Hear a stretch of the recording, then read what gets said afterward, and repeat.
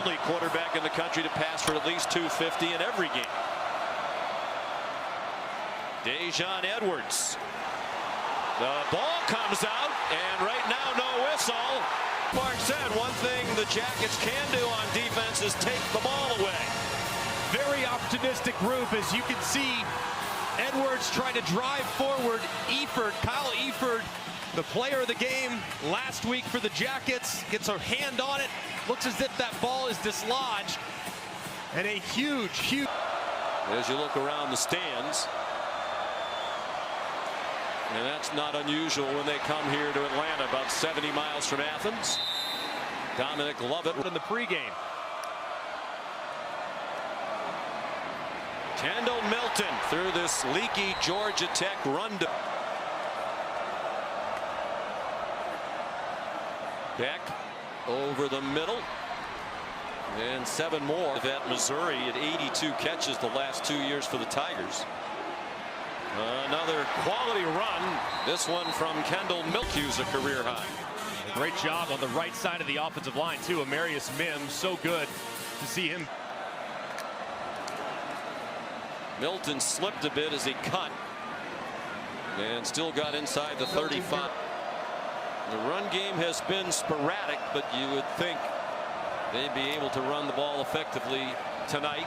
Beck on target, as is so often the case. To 3rd down and 1, they line up quickly. They use the size of Beck for the first down.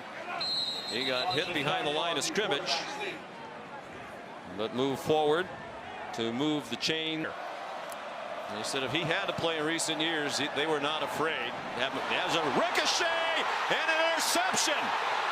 Off the ricochet, it's LaMiles Brooks with the second. Junior from Jacksonville. Low throw, and it skipped off Lovett into this pass hit the ground, kind of short hopped into the foot of Dominic Lovett. You can see clearly it did. So no interception. No second takeaway of the night for the Georgia. Here comes a Jackets blitz, well picked up by Edwards. A man is open. It's Lovett with the touchdown. Excellent protection by Edwards. Eford's coming at 100 miles an hour, completely stoned, which allows Carson Beck a clean pocket to throw the slot fade to Lovett, a route that he made so many plays on at Missouri, and they just haven't had the opportunities to hit those. Shot we saw him on the sideline. Just a thing of beauty. The slot fade is something that Missouri ran over and over and over again. It's at guard for George O'Leary, his mentor back in the late 90s. Here's Beck on the run. And down to beat the Bulldogs. Georgia team 5th in the country in scoring offense. Better than 40 points, likely to be successful against the 2-time defending national champs. It's working so far though. Beck, there's a busted coverage on 3rd down and 11. Dejon Edwards, a long run across midfield. They're actually 26. Strange to have a busted coverage coming out of a timeout too between the quarters. They completely bust. There's nobody in man coverage. Down 56.9% coming in.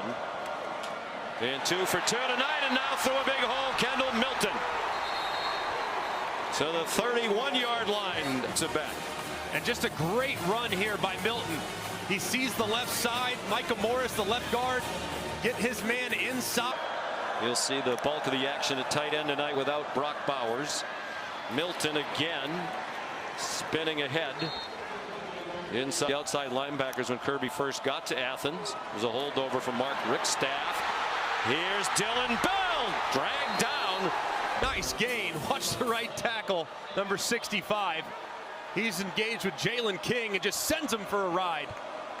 And the Bulldogs trying to take their first lead of the night. Kendall Milton, touchdown. Of the season for the senior from Fresno, California. And the right side of the offensive line just completely buries the Georgia Tech defensive line. If you look at just how much movement they're getting. I don't think they're going to take a one-loss Florida State team without Jordan Travis. No, not under their own accord. Carson Beck wanted to fling it deep. He pulled it down. Now he takes off. And a playoff if the Wolverines can take care of business in the Big Ten title game against Iowa. Kendall Milton for a first with Dejon Edwards. Here comes a Georgia Tech blitz. Milton got away and was tripped up. And just internal pressure here by Kevin Sherrod, the defensive coordinator, but lateral agility there by Milton, who's able to slide to the right and get some yardage. Was impressive. Milton again.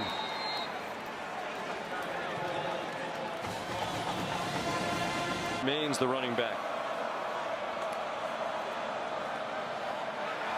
Huge hole, off he goes. They will not get him. Touchdown. There is a flag back at the 30-yard line. Wiped out, it seems. Holding.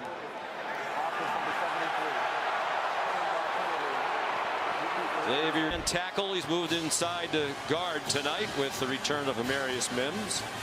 He goes right up and engages with Eford, but as Eford tries to break back to the inside, Truss and his left arm is holding that shoulder, and the umpire makes the call. Here from West Warwick, Rhode Island, out of Bishop Hendricken High School. He's 6'7", 320. A blitz. They lofted it over the head of the blitzer, and Edwards out of bounds. Kyle Eford, minutes to go in the half, leading 14-13. Beck, plenty of time, throws. Dylan Bell was over. Told us last night he's really been much more sore this past week than he had been after those previous couple of games. Here's Edwards running for the first down on 3rd and 9. By Bauer stand-in, Oscar Delp. Oscar Delp's really a guy that is not a great blocker at this stage of his career, but Mike Bobo, the offensive coordinator, says maybe blitz from deep doesn't impact Beck at all, and there is Delp. Here's Lacrosse, 1st and goal after the 16-yard play. Running back on the right hip of Beck. And Edwards lunges for the goal line. Touchdown. just a great run there by Edwards. It looked initially like he was going to be stopped by Clayton Powell-Lee. At the progressive pylon cam shows that he runs right half of the offensive line of the Bulldogs. Playing without Tate Ratledge, their starting right guard. Edwards dropped for a loss by Paul. Loss of a yard. Carson Beck 8 out of 11 passing. Steps into the pocket and fires a rocket that bounces around and it's incomplete. Nearly intercepted off the deflection too. 4 receivers, 3 to the left. On 3rd down and 11, lots of time for Beck. Going deep for Bell, and he has it. Inbounds, it's a catch. Georgia Tech, 39 yards. Amazing throw by Carson Beck, and how about the concentration from Bell? Looks like that right foot gets down as he secures the catch. Let's take a look right there. Does he have control? He didn't have control of it. Ball still moving a little bit. Johnson, who never saw a camera he didn't love. Here's Kendall Milton, 86 yards rushing. Start, the game has settled in a little bit.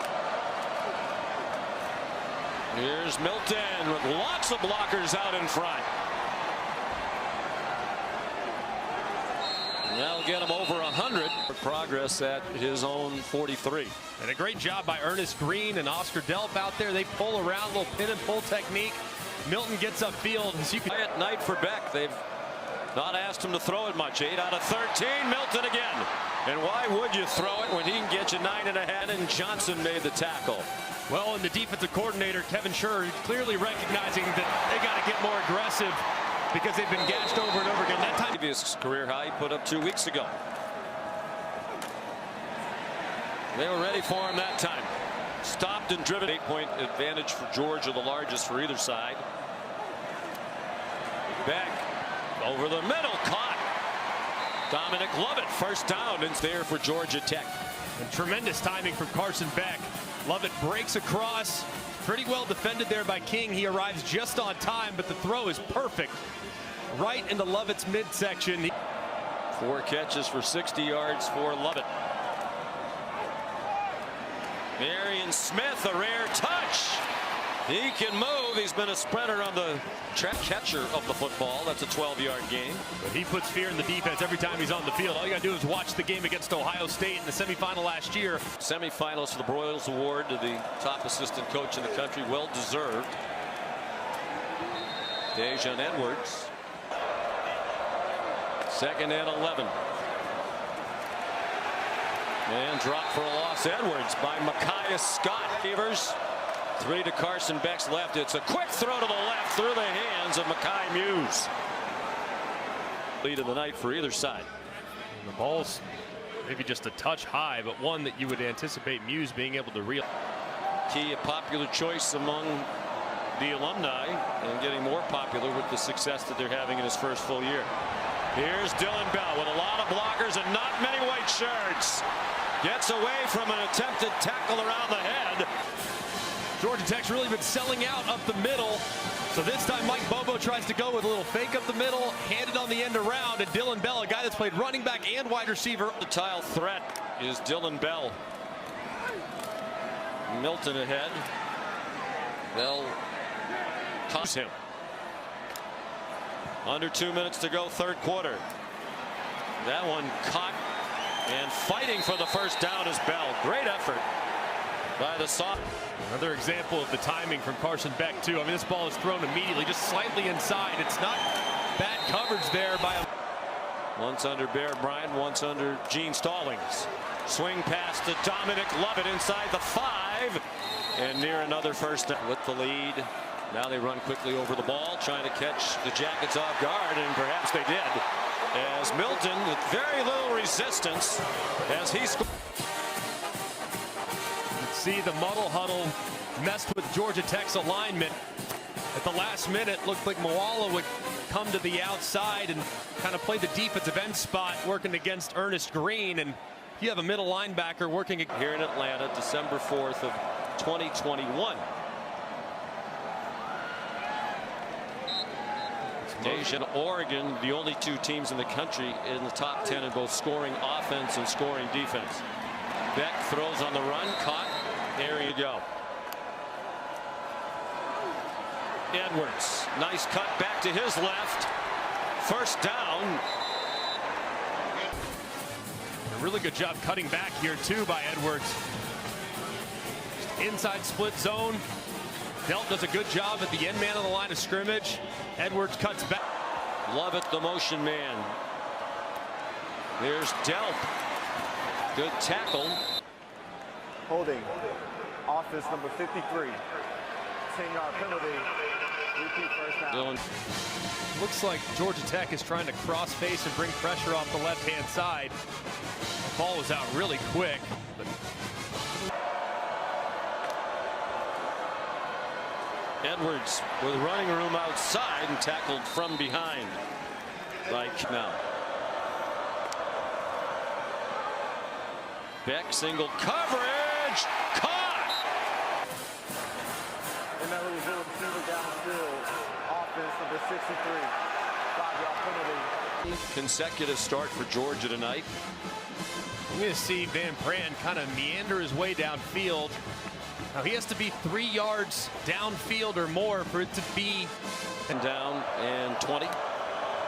Blitz off the corner. Back pressured. Takes off running. Carson Beck. Looking like his idol. The Florida baseball program. Given all kinds of time into the end zone. And it is intercepted. These stop them, and now the turnover.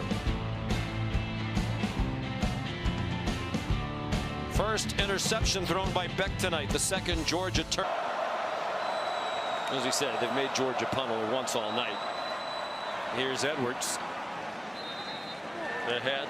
Beck goes under center with Edwards, the running back. Play fake. He sidesteps the rush and slides down short of the first down. Oh. Here's Beck as he escapes.